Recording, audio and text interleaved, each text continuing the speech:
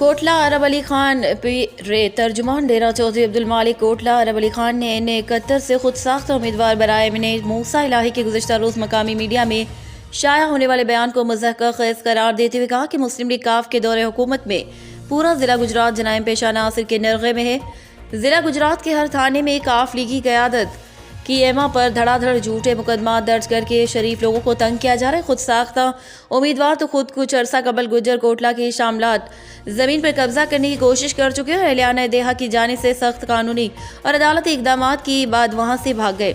अगर मौसूफ ने रकबा खरीदा होता तो कोई कानून तामीराती काम करने से ना रोकता है। उन्होंने कहा कि ज़िला गुजरात के अवाम बाशऊर हैं, आपके हर अमल से वाकिफ़ है। ज़िला गुजरात का बच्चा बच्चा जानता है क्या आपका फ्रंटमैन रजा ब्रड़ाइच गुजरात में एक मकान पर कब्जा करते हुए साथियों समेत थाना सिविल लाइन में गिरफ्तार हुआ और उसे ईद भी गुजरात जेल में गुजारना पड़ी। Report Mirza Imtiaz, bureau chief Gujarat.